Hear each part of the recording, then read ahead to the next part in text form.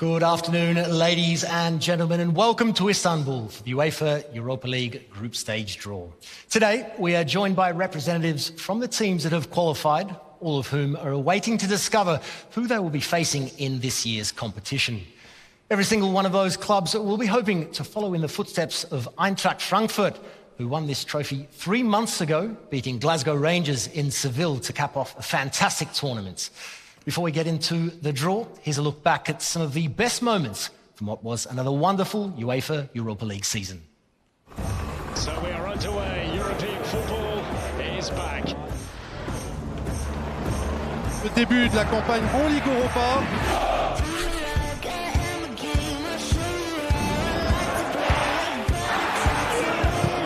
What a shot that was! Sensational goal.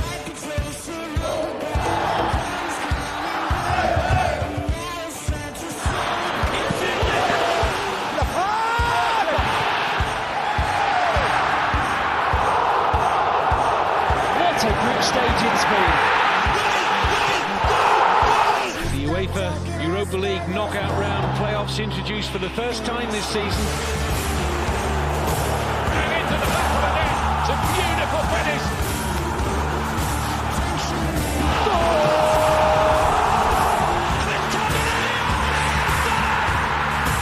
This is all about trying to get through to a European quarter-final. The second goal comes. How important would it be?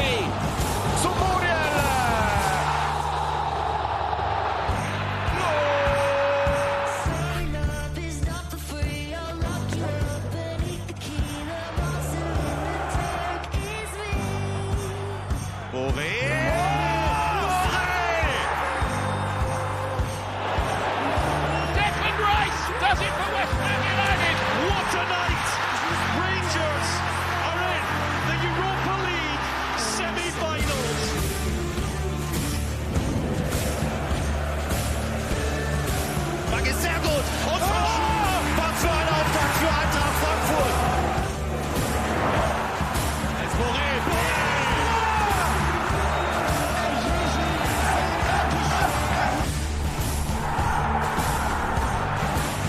It has to be James Tavernier.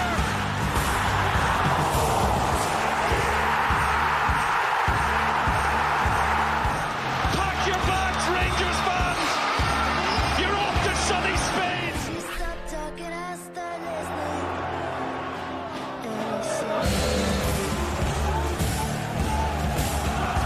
Here's Joe Remo, a slip from Zoltán Gera.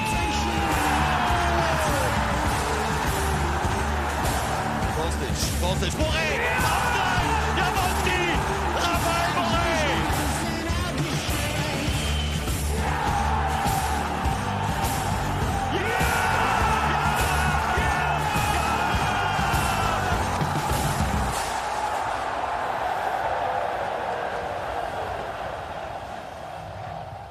Special scenes, what a season, and congratulations again to Eintracht Frankfurt on their first European title since 1980.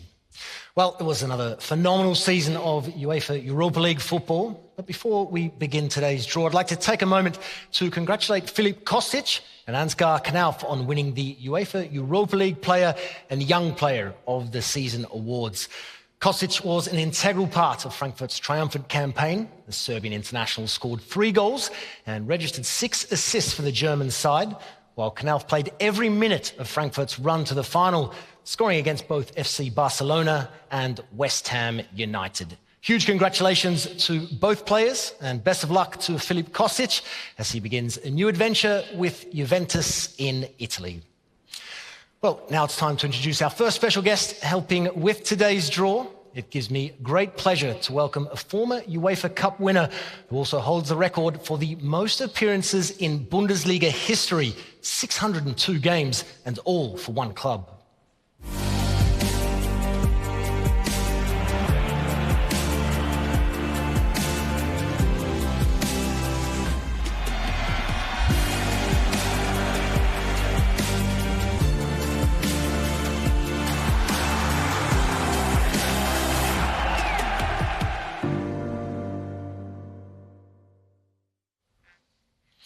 Bringing the UEFA Europa League trophy onto the stage this afternoon, please welcome Karl-Heinz Charly Körbel.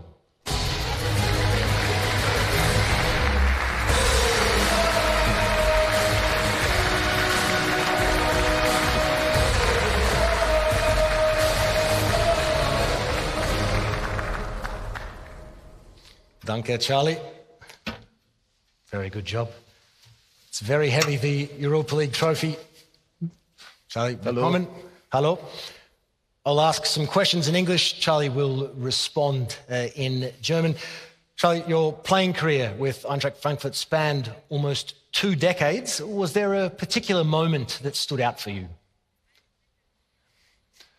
Ja, ich glaube, für jeden Fußballer ist, glaube ich, der wichtigste Moment bei seinem ersten Bundesligaspiel. Und ich habe damals das Glück gehabt, mit 17 Jahren gegen den Bomber der Nation, gegen den besten Spieler vielleicht oder Stürmer auf der Welt, gegen Gerd Müller zu spielen. Und habe die Bewährungsprobe bestanden. Und ja, von meinem ersten Spiel an wurde ich dann Bundesliga-Rekordspieler mit 602 Bundesligaspielen. Also mein Startschuss war gegen den großen Gerd Müller. An incredible achievement, and Muller, of course, one of many legends to have played against. Now, tell me, you have done almost everything there is to do at the club. You've been an assistant coach, a coordinator of the youth academy. You've coached the under-19s. You've twice been a caretaker manager as well. Was there any role in particular that you enjoyed? Ja, viele Erfahrungen. Es war alles sehr, sehr schön, aber jetzt meine Rolle, was ich jetzt gefunden habe, ist, glaube ich, die beste Rolle, dass ich mich um unsere Traditionsmannschaft kümmere. Wir haben mittlerweile 60 Spieler auch und weil ich einfach die Tradition liebe. Ich spiele selbst noch mit in meinem Jahr und bin immer noch der beste Spieler von der Traditionsmannschaft. Also es hat sich nichts geändert, deswegen kümmere ich mich um unsere Traditionsmannschaft. And having dedicated so much of your life to this club, we have to talk about this trophy here because Eintracht Frankfurt, winners of the competition last season. How special was that? What did that mean to you? Ja, das war eine unglaubliche Geschichte von Anfang an. Es hat ja vor 3 Jahren in der Euroleague angefangen. Es war für Eintracht Frankfurt eine Geschichte, die ist, glaube ich, unglaublich. Und dass wir natürlich dann diese unglaublichen Spiele gegen Barcelona, gegen West Ham und dann der Höhepunkt in Sevilla, das Endspiel auch, war auch selbst für mich, obwohl ich ja den Pokal schon gewonnen habe, eine unglaubliche Sache. Das mit den Fans zu erleben und ihr habt ja auch alle mitbekommen, was da los war. Es waren 30, 40, 50.000 Eintrachtler in Rom oder in Mailand und auch in West Ham oder auch in Barcelona und dann bekommt man Gänsehaut und gerade in dem Vorspann habe ich ja die Bilder nochmal gesehen, also selbst für mich war das nochmal ein unglaubliches Erlebnis und für Eintracht Frankfurt war diese Euroleague, glaube ich, unglaublich wichtig auch und dass wir jetzt in der Champions League spielen, das hätte, glaube ich, vor Jahren niemand für möglich gehalten, aber man sieht, dass im Fußball alles möglich auch ist und deswegen, wir wären ja auch mal hier da gesessen, deswegen wünsche ich den deutschen Vereinen natürlich, das ist ganz klar, Union Berlin und SC Freiburg, dass sie vielleicht auch diesen Weg nachgehen. Beautiful words. Well, it was certainly an unbelievable run. The fan support, incredible as well. Look forward to seeing them in the UEFA Champions League this season. Charlie, thank you for now. We do need to move on because this season's UEFA Europa League final will be played at the Puskás Arena in Budapest. And our next guest is one of the most talented players Hungary has produced in recent memory. He starred for his country at UEFA Euro 2016. And he helped Fulham reach the UEFA Cup final back in 2010, scoring 2 goals in a now famous rout of Juventus.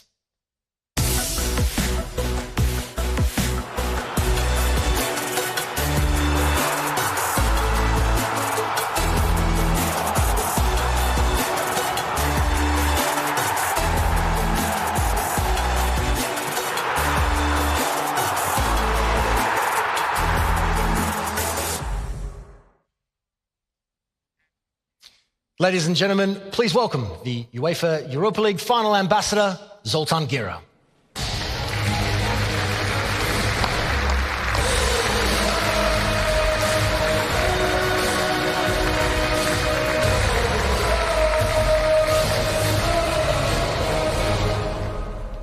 Zoltán, welcome. Thank you for joining Charlie and I here on the stage. Now, you had a fantastic career but was that UEFA Cup run with Fulham back in 2010 a particular highlight?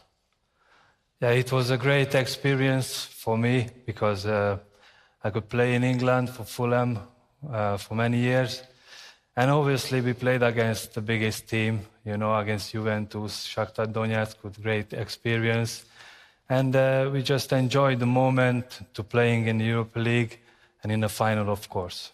Absolutely. Special memories, I'm sure. Now, the Europa League final this season, set to be played at the Puskás Arena in Budapest. You were there for the inaugural match at that venue. It was your farewell, 67,000 fans in attendance.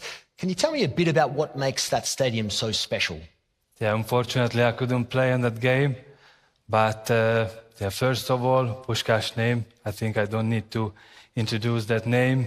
So it's a wonderful stadium and also a beautiful city. And I experienced some of the great memories already on the Euros. So it's a great stadium, especially when it's full, and looking forward to the next year for the final. And so we no doubt about that. Just lastly, on your national team, you were there at Euro 2016 with Hungary, the nation's first appearance in an international tournament for 3 decades. You made it to the round of 16 as well. Just how special was that experience for you and your teammates? Yeah, for me, because, you know, I was 37 that time. I thought my career will be finishing without playing in the Euro. So it was a great experience to represent my country in France. And I think we had some great matches, especially against Portugal. So I was quite happy to be part of it.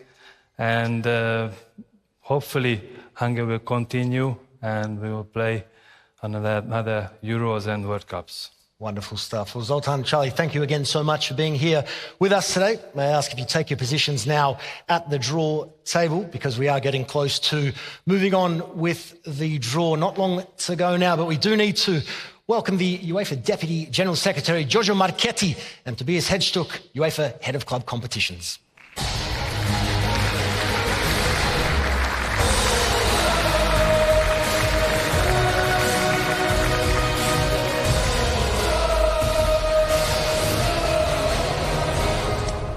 Thank you very much. Welcome, ladies and gentlemen, to the draw for the UEFA Europa League group stage. The road to Budapest, where the final will be played at the magnificent Puskás Arena, starts today. The 32 teams involved in today's draw will soon find out the first part of the route that will take them to the Hungarian capital on the 31st of May 2023. Model to emulate is Eintracht Frankfurt, who won a thrilling final last season, beating Rangers on penalties in Sevilla. The UEFA Europa League is a competition that continues to grow in stature. It is sufficient to take a look at the clubs involved to understand that this competition brings not only diversity, but also quality, tradition, and legacy. But before we move on with the draw, now let me wish all the clubs involved the very best of luck over the coming season, and especially in this competition. Giorgio, thank you very much. Well, let's take a look now at the technical procedure for this season's UEFA Europa League draw.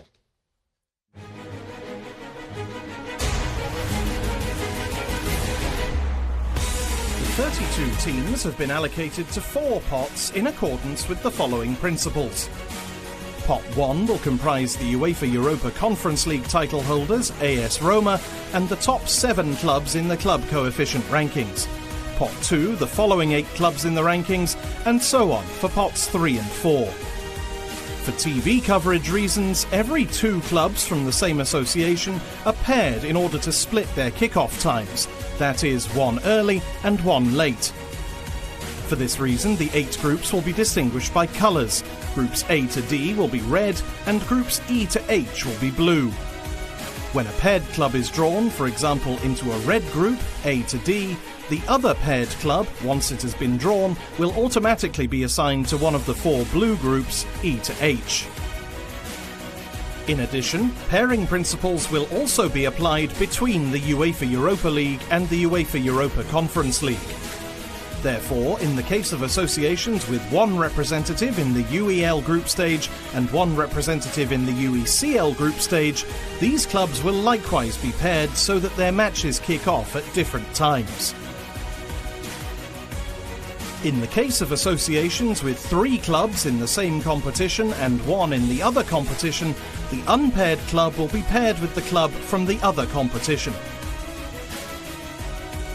The teams of Pot 1 will be drawn first.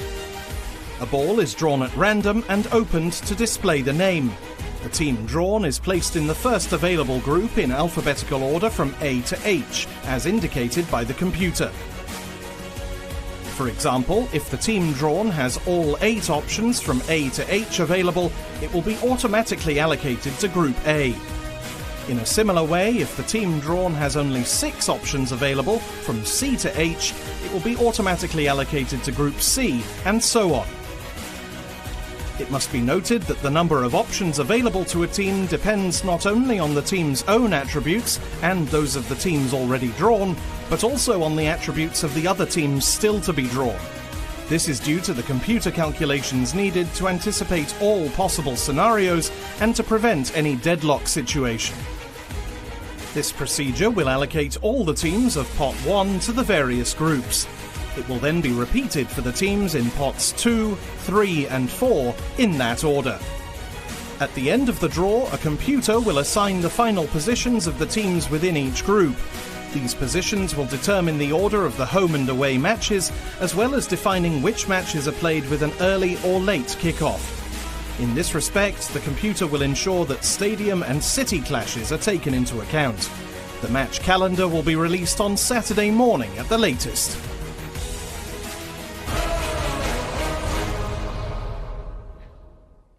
So there you have it. That's how it all works. A quick reminder that there are 32 clubs in today's draw. Pot 1 represents the 8 top-seeded teams, including last season's UEFA Europa Conference winners AS Roma, Arsenal, Manchester United amongst the lot. So let's get going. Giorgio, over to you. Yes, and I'm ready to hand it over to Zoltán. Zoltán, you will help design the path that will take the 2 best teams to the Puskás Arena at the end of May. So everything is ready, and our fans, our spectators, everybody wants to see who will play who in this 22-23 season of the UEFA Europa League. The first team drawn is Arsenal. Arsenal FC. Arsenal goes into Group A, obviously. So we can now proceed with the second team to draw. Arsenal were finalists twice in 2000 and 2019 of this competition and reached the semi-final in 3 of their last 4 campaigns of Europa League. Dynamo Kiev. Dynamo Kiev is the second team drawn, Group B for Dynamo, and Dynamo were semi-finalists in 2009. 17 successive seasons with participation in a group stage of one of the UEFA competitions. Next team is AS Roma. AS Roma. So Roma can now be allocated to Group C. So next group, Zoltán, please. So Roma coming to the Europa League by winning the UEFA Conference League last year and making Jose Mourinho the only person on earth having won the 3 UEFA club competitions. Manchester United. Manchester United. For Manchester United, we have Group E. So Manchester United goes to Group E, winners of 2017. The final played in Stockholm, but also reached the final in their last appearance in the competition in 2021. SC Braga. And now we have SC Braga, which can join Group D. Braga, which in the last season fielded the youngest player ever in the competition, Roger Fernandes, at the age of only 16 years and 88 days.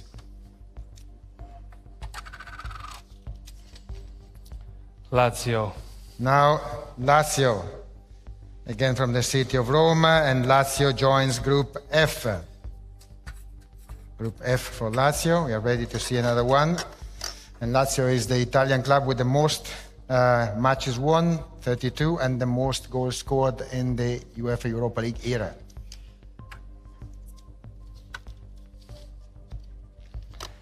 Olympiacos. Olympiacos, the Greek champions, go to Group G. So Group G for Olympiacos, which has made the round of 16 6 times in their history. And they are the team, together with Ajax and Napoli, with the most participations in the Europa League knockout phase, 9 times. Crvena Zvezda. And now we have Crvena Zvezda from Belgrade. Crvena Zvezda is joining Group H. With this, pot 1 is concluded. Thank you, Giorgio. Very well done, guys. Well, 8 teams down, 24 to go. Let's move on now to pot 2, which includes Feyenoord, Monaco and Malmö, who progressed to the group stage with a playoff win against Sivasspor. Tobias, over to you. Thank you, Adriano. And one more shuffle, then we start looking who will be the first opponents from pot 2. Please. Let's have a look who is the first team.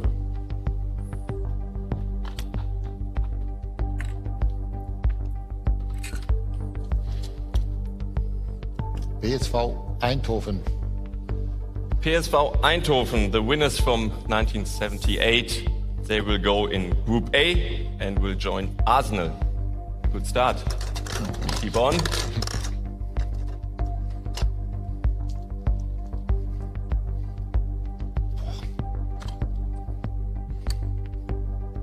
Will be the next. Stade Rennes. Stade Rennes FC from France. They achieved the round of 16 in 2019 and they will go to Group B together with Dynamo Kiev. So 2 groups already done. For pot 2, keep on, we carry on.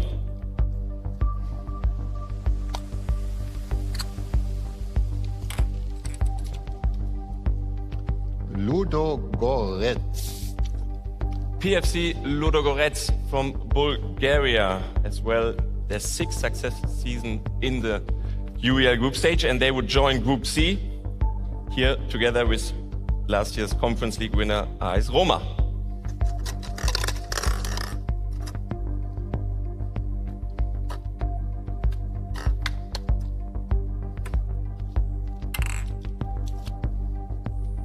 Malmö FF.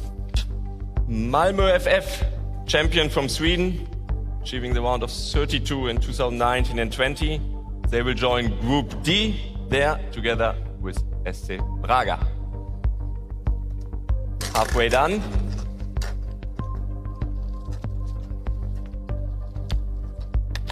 Four more groups open.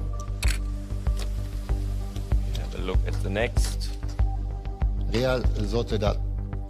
Real Sociedad de Football from Spain, the quarterfinalist in 1989.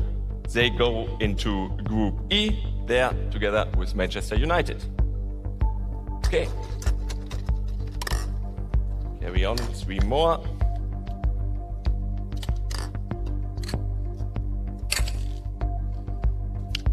Feyenoord Rotterdam. Feyenoord Rotterdam, last year finalist of the Conference League and the winners of the Europa League in 74-2002. They join to the next group available, which would be Group F, together with Lazio. 2 more. Let's have a look. Karabakh FK from Azerbaijan, the champion. Their 7th participation in the group stage, and they go to Group G. So 1 more. No more. We know who it is. We know as well where they will go. So let's confirm it. AS Monaco. AS Monaco from France, the semi-finalist in 1997. They go to Group H, and therefore we have now the first opponents. The groups are ready with the pot 2. Back to you. Lovely work. So we're halfway through the draw now, and already some fantastic matches to look forward to. Straight to Group A there, Arsenal and PSV Eindhoven promises to be a great clash. Group E, Manchester United and Real Sociedad. And Group F, Feyenoord against another club from the Italian capital, Lazio. There, but it is time to move on to pot 3 now, including Turkish side Fenerbahce, Copa del Rey winners Real Betis and FC Union Berlin from Germany. Giorgio, back over to you.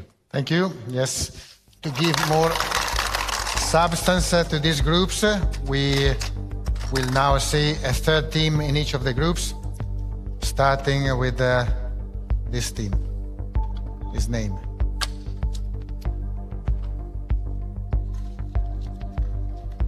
Bodo Glimt. From Norway, Bodo Glimt is ready to join Group A together with Arsenal and PSV Eindhoven.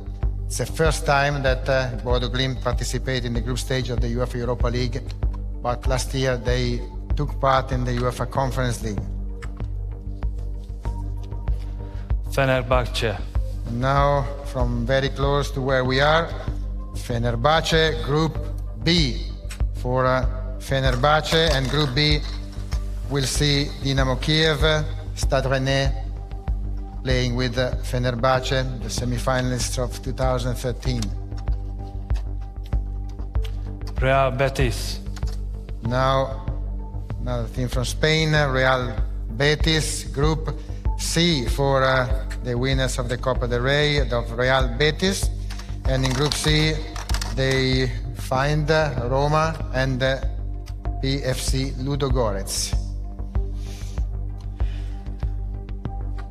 3 years without defeats in the UEFA Europa League group stage for Betis. Sheriff Tiraspol. And now it is Sheriff Tiraspol, the group to which they have to be allocated is Group E. This means that Manchester United and Real Sociedad will play against Sheriff Tiraspol.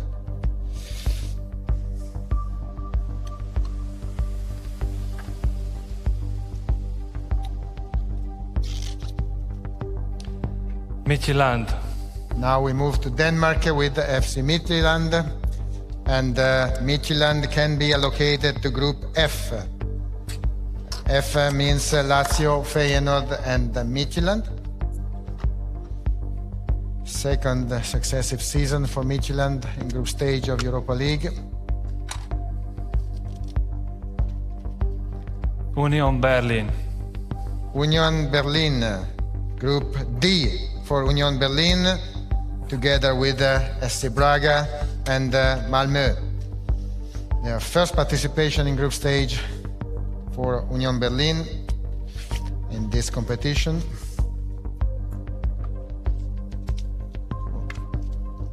Next team. SC Freiburg. SC Freiburg, again from Germany. This time Freiburg, and the group of Freiburg will be Group G, together with Olympiacos and Karabag. First participation after 2013-2014 for Freiburg. Ferencváros. And we conclude with a club which is closer to our friend Zoltán, Ferencváros. So Ferencváros is going to join Crvena Zvezda and AS Monaco in Group H, and this has told us everything about pot 3.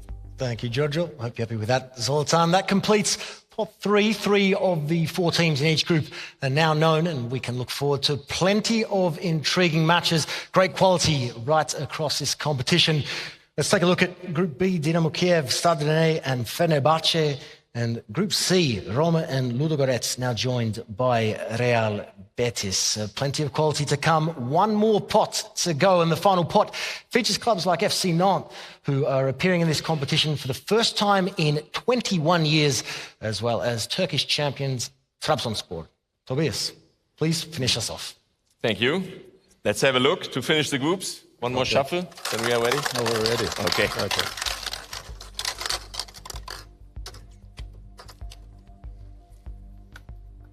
Let's see who will be the first one to close the group.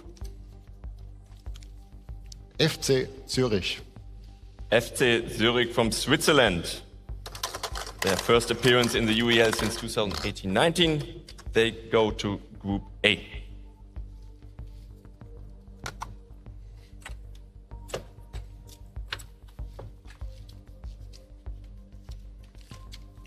Larnaca. Larnaca from Cyprus, their third participation in the group stage, and they will join Group B, there together with Kiev, Stade Rennais and Fenerbahce.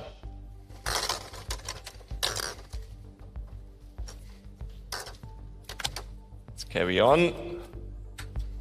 Two groups we know. Omonia. Omonia FC from Cyprus, only their second participation in the group stage, and they will go to Group E. There they will join Manchester United, Real Sociedad and Sheriff Tiraspol. Another group finished. We keep on.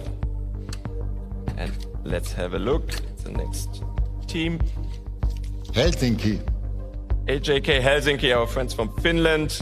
Their second participation in the group stage, and they will join Group C. And therefore, the group finished with AS Roma, Ludogorets, and Real Betis.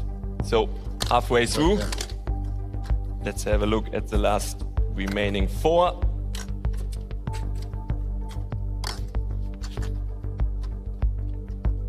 Union Saint-Gilloise. Oh, Belgium. Union Saint-Gilloise from Belgium. And it's their first participation in the group stage, and they will join a Group D here together then with Braga, Malmö, and as well Union Berlin. And that's, keep on. That's another group finished. 3 more to go.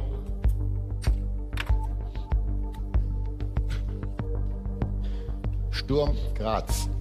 Sturm Graz from Austria, the runner-up and quarterfinalist in '84. They will join Group F, and therefore they will be together with Lazio, Feyenoord and Midtjylland. 2 more. Oh, more. Oh.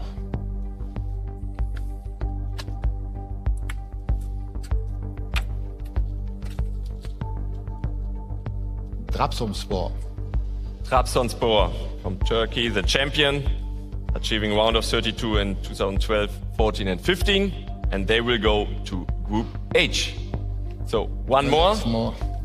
We know as well who it is. We know where they will be. Let's have a look for confirmation. Nantes. FC Nantes from France, quarterfinalist in '86 and '95. They will go to Group G, together with Olympiacos, Karabakh and Freiburg. So we have all the groups. And back to you, Adriano. Thank you. Well done, gentlemen. We have all our groups now complete. So let's take a look at what we have to look forward to in this competition this season.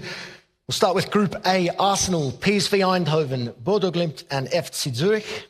Group B, Dynamo Kiev, Stade Rennais, Fenerbahce and AEK Larnaca. In Group C, of course, last season's UEFA Europa Conference League winners Roma, Ludogorets, Real Betis and HJK Helsinki. In Group D, FC Braga, Malmö, FC Union Berlin and Union Saint-Gilloise. Over the page now, Group E, Manchester United, Real Sociedad, FC Sheriff Tiraspol and Omonia. In Group F, Lazio, Feyenoord, Midtjylland and Sturm Graz. In Group G, Olympiacos, Karabakh, SC Freiburg and FC Nantes. And finally in Group H, Crvena Zvezda, AS Monaco, Ferencváros and Trabzonspor. Many thanks to our special guest, Charly Körbel, today. Vielen Dank, Charly. Zoltán Gera, our final ambassador, thank you for joining us as well. And Tobias and Giorgio, great work as always. The UEFA Europa League group stage matches kick off on Thursday, the 8th of September, and best of luck to all of the clubs involved. Here's to another exciting season in the UEFA Europa League. From all of us here in Istanbul, it's goodbye for now.